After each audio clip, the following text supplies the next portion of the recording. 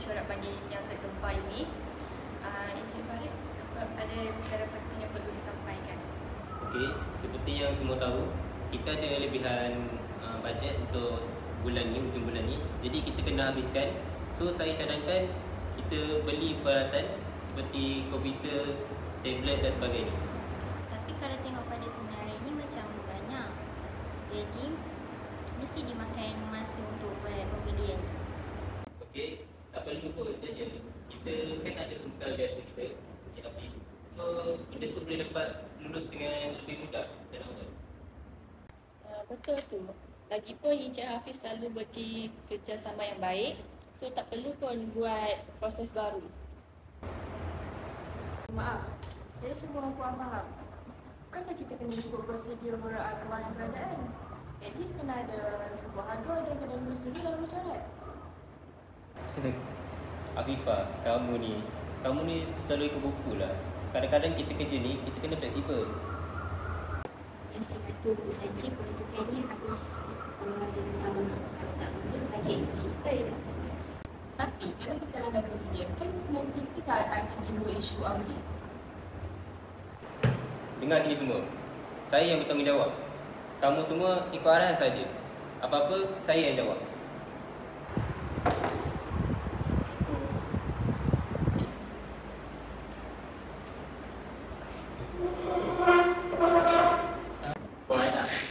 Semua yang bos saya dah buat ni ada sikit pun. Ya. Hafiz ni tak payah pun, saya tak boleh terima hadiah-hadiah macam ni. Tak apa Puan, anggaplah hadiah ni sebagai tanda penghargaan. Sebelum ni kan, tahun-tahun sebelum ni Puan perlu bantu saya. Anggap ni sebagai hadiah. Hafiz, slow sikit boleh? Saya faham, tapi sekarang ni semua perkara saya diperhatikan. Dengar tak apa yang dia cakap dalam tu? Sebenarnya Cik Hafiz tu ada banyak something dekat perharian tu. Aku rasa hadiah tu mesti untuk yang kita bincangkan dalam bilik mesyuarat hari tu. Tak tahu. Banyak sangat yang jadi belakang tabir sekarang. Satu perkara lagi Puan Aina. Ini adalah dokumen projek saya. Saya harap Puan Aina bolehlah bukan saya nak kata apa, saya harap Puan Aina dapatlah meluluskan projek yang kali ini. Tengah buat kerja yang mana tu? Kerja yang pasal projek dekat Kelantan.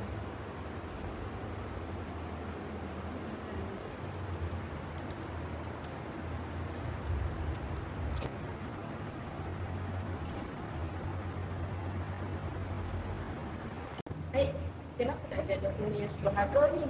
Tapi payment dah lulus. Tarikh pun tak selari. Salah something pun.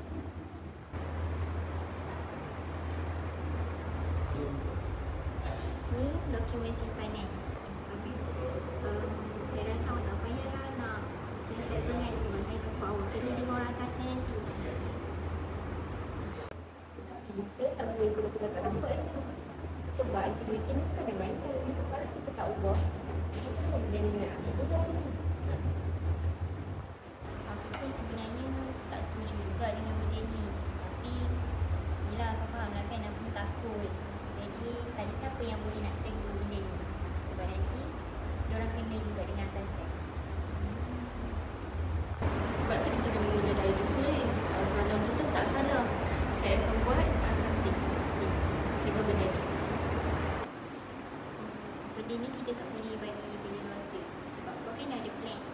Jadi kau buat plan kau tu. Lepas tu nanti aku tolong kau semak dia film yang lain.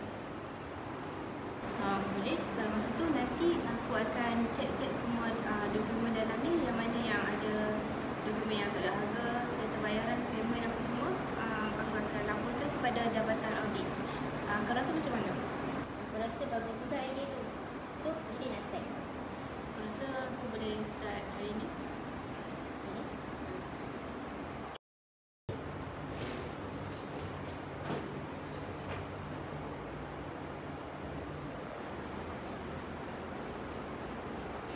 Selamat petang, saya Syirah daripada Audit Dalaman.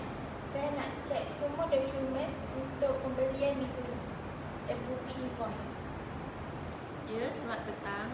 Oh ya, kami belum lagi kemas kini dokumen-dokumen tu. Ini audit mengejutkan. Saya nak tengok apa yang ada je sekarang.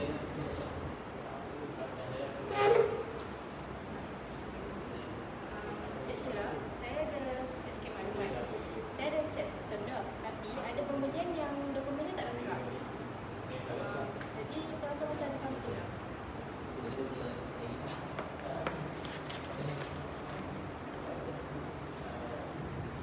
Ini memang tidak mengikut prosedur.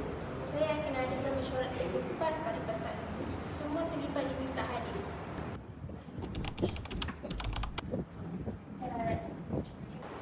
Berdasarkan semakan audit, terdapat beberapa pelanggaran prosedur yang serius. Pembelian telah dibuat tanpa sumber harga, tiada kelulusan mesyuarat, dan dokumen tidak lengkap. Saya terpaksa Encik Farid yang mahu selesaikan semua. Mana saya tahu? Saya jalankan kerja je. Semua jabatan buat benda yang sama. Itu bukan semua jabatan. Tak ada garis panduan yang mesti dipatuhi. Integriti bukan sekadar sulungan. Ia tanggungjawab kita. Saya tahu semua tak betul, tapi saya takut nak bersuara. Jadi saya pilih untuk diam je lah. Tapi kalau kita semua terus diam, sampai bila budaya ni takkan berubah? Jadi kita kalau start untuk ubah budaya ni. Saya akan buat laporan penuh pada peguam tertinggi. Tindakan lanjut akan diambil. Saya harap ini jadikan pengajaran.